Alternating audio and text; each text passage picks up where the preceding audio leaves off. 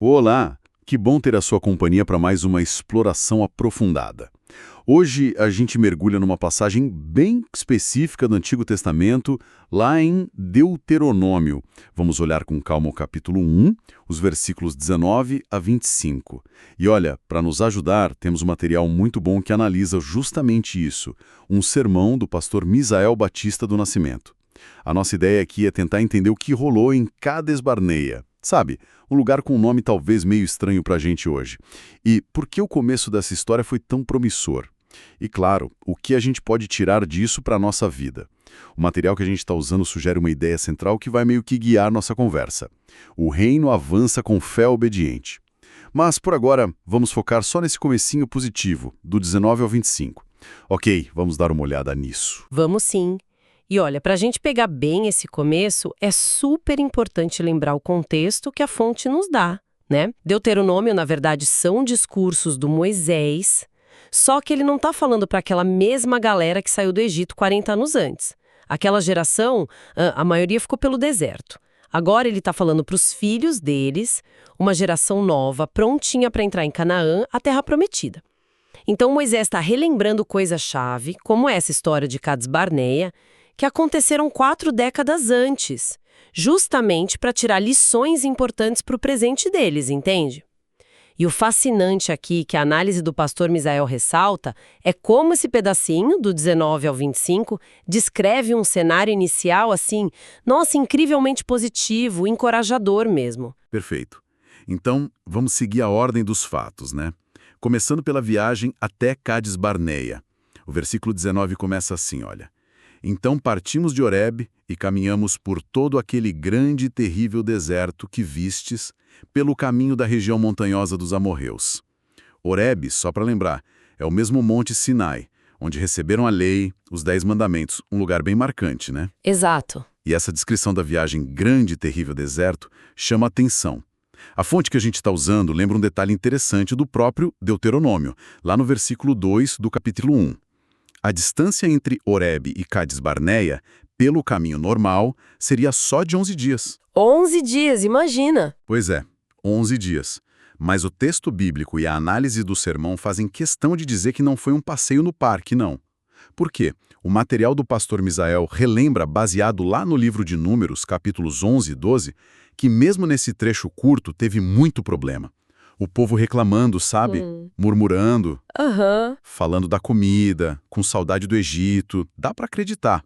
Teve até uma praga que matou gente e aquele episódio com a Miriam, irmã do Moisés, que ficou com lepra por um tempo.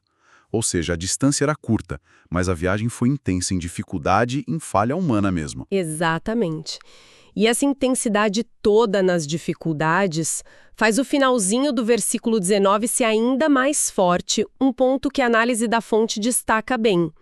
Como o Senhor, nosso Deus, nos ordenara, e chegamos a Cades Barneia. Quer dizer, apesar de toda a reclamação, da saudade do Egito, das crises, das consequências ruins, eles chegaram onde Deus mandou. A direção de Deus prevaleceu, né? Mesmo com a fragilidade humana no meio do caminho. E o lugar, Cades Barneia, não era um lugar qualquer. A fonte descreve como um grande oásis com abundantes fontes e pastagens. Era um ponto estratégico ali na fronteira sul de Canaã. Pensa no contraste, né? Saem de um grande e terrível deserto e chegam num grande oásis. Isso mostra visualmente que Deus guiou, mesmo apesar de tudo, e levou eles para um lugar bom, um lugar de oportunidade. A obediência, mesmo capenga, levou eles até ali, sob a direção de Deus. Que cenário, hein? Chegam nesse oásis, nesse ponto estratégico, e aí Moisés fala com o povo. O versículo 20 diz: Então eu vos disse, tendes chegado à região montanhosa dos amorreus que o Senhor nosso Deus nos dá. E a fonte explica que essa região montanhosa não era só um pedaço de terra, representava o coração de Canaã, o centro da promessa.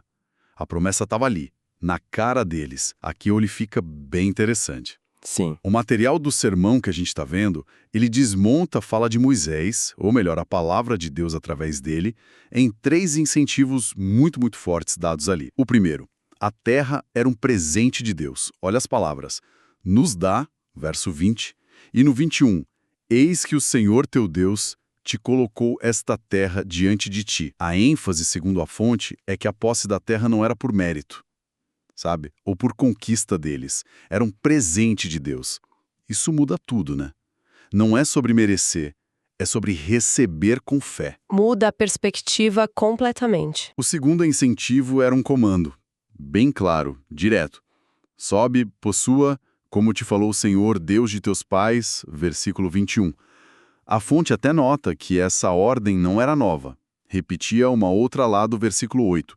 Talvez essa repetição fosse para reforçar, né? Deixar bem claro qual era a vontade de Deus. Não tinha dúvida. Era para avançar e tomar posse confiando na promessa feita aos pais deles. Claríssimo. E o terceiro incentivo, que é crucial, um encorajamento direto contra o medo. O finalzinho do 21 é direto ao ponto. Não temas e não te assustes. Simples assim. A fonte convida a gente a lembrar, junto com eles lá, quem era esse Deus falando. Era o mesmo que fez maravilhas no Egito, que derrotou o faraó, que abriu o Mar Vermelho, que sustentou no deserto. Esse Deus todo-poderoso agora dizia: não tenho medo de entrar. Era um chamado para confiar, baseado no que ele já tinha feito e em quem ele é. Se a gente junta tudo isso como a fonte sugere, a gente entende por que esse pacote é chamado de poderoso incentivo. Cobre tudo o que era preciso para agir com fé, né? Deus oferece. Primeiro, a promessa terra como presente. Segundo, a ordem, um comando claro, repetido, sobe e possua. E terceiro, o consolo, palavras diretas contra o medo, baseadas no poder que Deus já tinha mostrado. A análise da fonte é que, olhando objetivamente para essa comunicação de Deus, não tinha motivo lógico ou espiritual para o medo parar Israel ali. A palavra de Deus foi completa, disse o que fazer, por que fazer e garantiu a presença dele para tirar o medo. Estavam totalmente amparados, né? Parece o cenário perfeito para avançar, não é mesmo? Só que aí vem uma coisa interessante no versículo 22. Então todos vós vos chegastes a mim e dissestes: mandemos homens adiante de nós para que nos espiem a terra. A ideia de mandar espias veio do povo. E a fonte levanta um ponto curioso. Como é que a gente interpreta isso?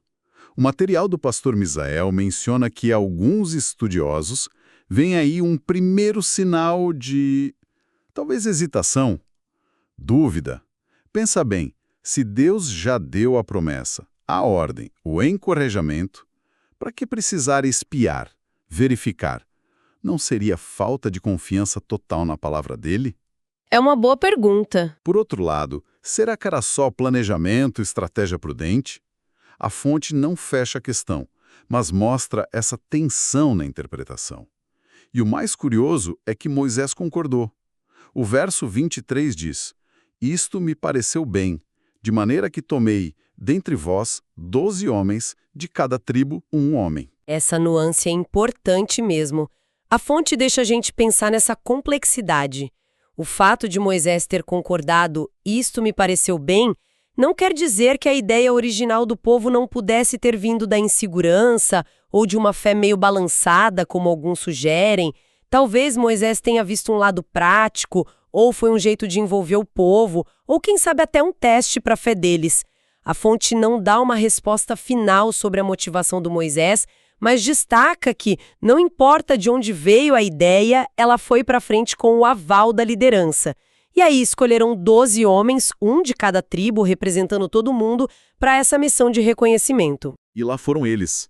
Os versículos 24 e 25 contam a missão. E foram-se e subiram a região montanhosa, e espiando a terra, vieram até o vale de Escol. A fonte diz que esse vale de Escol ficou famoso justamente pela fertilidade que acharam lá. Os espias tomaram do fruto da terra nas mãos e nulo trouxeram, e nos informaram. Eles não só viram, trouxeram provas, coisas concretas da terra. Provas físicas, né? Exato. E agora, o ponto alto dessa parte inicial da história. O relatório que eles trouxeram, lá no finalzinho do versículo 25, foi super positivo. Disseram todos juntos naquele primeiro momento: é terra boa que nos dá o Senhor nosso Deus. Que confirmação incrível! Depois da promessa de Deus, a confirmação humana, vinda da exploração deles mesmos. Esse relato tem muito significado. A análise da fonte dá uma atenção especial para a palavra hebraica para boa, que é tov. Não é uma palavra qualquer, sabe? A fonte faz uma conexão muito forte com a criação, lá em Gênesis 1, onde Deus várias vezes diz que o que ele criou é tov, é bom. Antes da queda, né? Antes do pecado bagunçar tudo. Ao usar essa mesma palavra, tov, para descrever a terra prometida, o relato dos espias e a própria promessa de Deus, sugere que Canaã não era só um lugar fértil com comida, era um lugar com potencial para ser um espaço de bênção, de shalom, de paz, de plenitude, de restauração do propósito original de Deus com a gente, em comunhão com Ele. Era quase uma imagem do Éden sendo oferecida de novo, entende? Nossa, que profundo isso. Então, vamos juntar as peças até o versículo 25, como a fonte nos ajudou a ver. O povo foi guiado por Deus, por um deserto terrível, e chegou num oásis estratégico, Cades Barné. Lá, receberam de Deus a promessa renovada, terra como presente, uma ordem clara, subam e possuam, e um encorajamento poderoso, não temam. E ainda por cima, os representantes deles voltam com provas físicas e um veredito. A terra é tov, é boa, exatamente como Deus disse.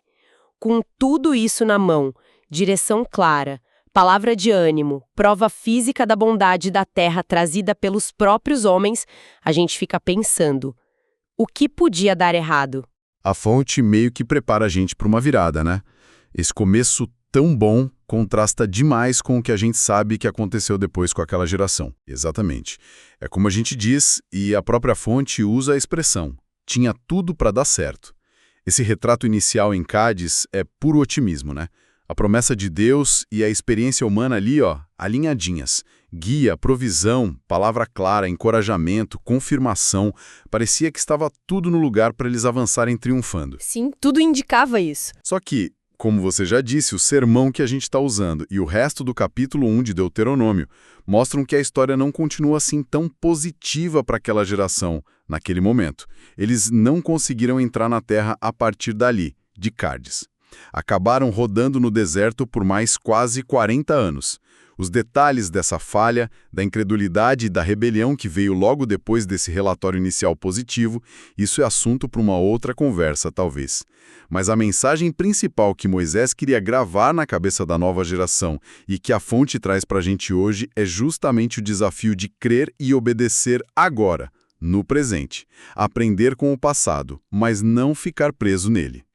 Daí a força daquele tema que a análise repete. O reino avança com fé obediente. A obediência de hoje é que faz a coisa andar. E a fonte tira disso umas aplicações bem práticas e profundas para a nossa vida, para a nossa caminhada. Uma delas é entender a vida cristã como uma peregrinação constante. Citando Hebreus 11:13, que fala dos heróis da fé como peregrinos na terra, a fonte lembra que o crente sempre está caminhando. A gente nunca chega em um ponto final aqui na terra para dizer, pronto, acabou, cheguei. Interessante isso. A fonte usa exemplos bem concretos. A gente termina a faculdade achando que chegou lá, mas aí vem os desafios do trabalho. A gente consegue equilibrar as contas, mas aparecem outras necessidades, realiza o sonho de casar, ter filhos e descobre que a jornada do relacionamento, da educação, continua. Começa um projeto e ele leva a outras fases. É um ciclo. A fonte faz um paralelo com Israel. Saíram do Egito, chegaram em Horebe, construíram o tabernáculo. Talvez achassem que iam ficar por ali. Mas a nuvem de Deus se moveu e a ordem foi: avante para Cádiz. Chegaram no oásis gostoso de Cádiz e de novo a ordem: subam, conquistem a terra lá na frente. A vida de fé é assim, dinâmica, sempre chamando para o próximo passo de obediência. Faz sentido. Outro ponto-chave que a análise ressalta é que Deus parece dar um valor enorme ao processo, à jornada em si, não só ao destino. A ideia é que o reino de Deus precisa primeiro crescer e se aprofundar dentro da gente. Deus está super interessado em tratar nosso coração, nossa falta de fé, nossos medos, em nos ensinar a confiar e obedecer passo a passo antes mesmo de nos usar para mudar o mundo lá fora. Talvez essa peregrinação constante com seus desafios, seus desertos terríveis, seja parte do jeito de Deus para formar nosso caráter, nossa paciência, nossa dependência dele. Como a fonte sugere, Deus precisa fincar as estacas do reino dele firme na gente, antes da gente poder fincar no mundo através de nós. A jornada molda o peregrino. É uma perspectiva poderosa essa. E para a gente seguir firme nessa peregrinação, nessa jornada de fé que não acaba, a gente precisa justamente do que foi oferecido lá em Cádiz. Saber que Deus está presente com a gente, o que tira o medo, não temas, e a palavra dele, que dá promessas para motivar, comandos claros para direcionar e consolo para sustentar. Sem ouvir a voz de Deus e confiar na presença dele, a gente tende a parar ou até andar para trás. A fé obediente que faz o reino avançar se alimenta dessa conexão contínua com Deus. Sim, é fundamental. A fonte até traz uma nota interessante, citando um estudioso, Eugene Merrill. Ele sugere que, do ponto de vista de estratégia, de geografia, a invasão de Canaã poderia ter dado certo a partir de Cádiz, pelo sul, seguindo o caminho que os espias viram. O plano era viável. A falha, então, não foi de estratégia militar ou porque era impossível fisicamente. O motivo de não terem entrado naquele momento, segundo essa visão, foi puramente a falta de fé e a desobediência daquela geração. Eles tiveram a chance, a porta estava aberta, mas a incredulidade impediu eles de passar. Isso mostra de forma dramática o peso da nossa resposta àquilo que Deus oferece. Uau, quanta coisa nesses poucos versículos iniciais. Vamos só recapitular rapidinho o que a gente viu com a ajuda da análise do pastor Misael.